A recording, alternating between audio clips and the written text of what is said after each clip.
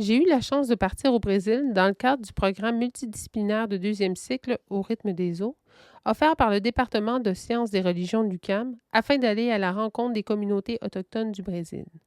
Fondé sur une approche anthropologique, le programme explore l'unité et la diversité des cultures et visions du monde des peuples autochtones du Brésil amazonien et ceux du Québec.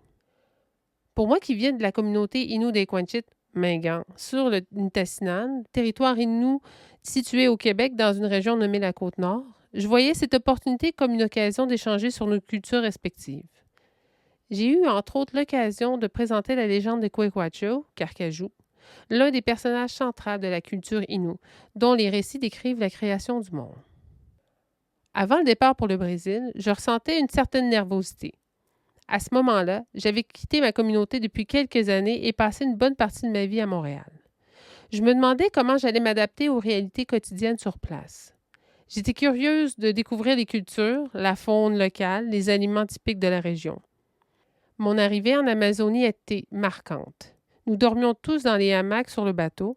J'ai vu des piranhas et des jacarés pour la première fois et la chaleur était saisissante, au point où mes mains étaient constamment moites. Un véritable dépaysement. Ce fut une expérience exigeante mais profondément enrichissante.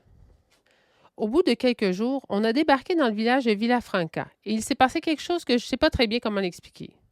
J'étais à des milliers de kilomètres de ma maison et pourtant je me suis sentie comme chez moi. Tout le village célébrait la neuvaine de Notre-Dame de l'Assomption et je me suis sentie transportée dans le passé, dans ma communauté à Equantit, lorsque j'étais petite, les jours de fête.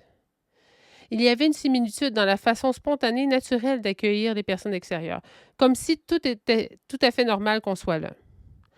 Pendant la fête, on dansait le kalimbo tous ensemble et on n'a pas été mis de côté. Je me souviens d'un moment où quelques-uns d'entre nous, on a voulu se prendre en photo. Et puis, petit à petit, tout le monde dans la salle s'est rejoint au groupe pour faire partie de la photo.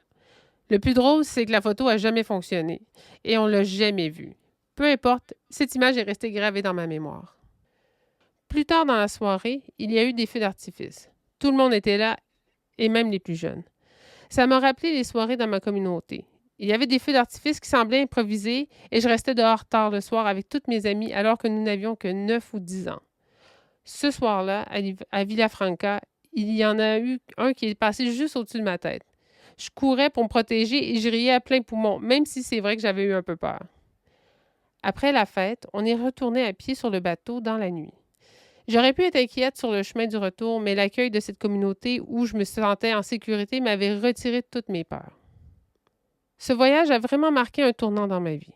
Ça a changé ma perception de qui je suis. J'y ai trouvé quelque chose que je ne savais pas que j'avais en moi.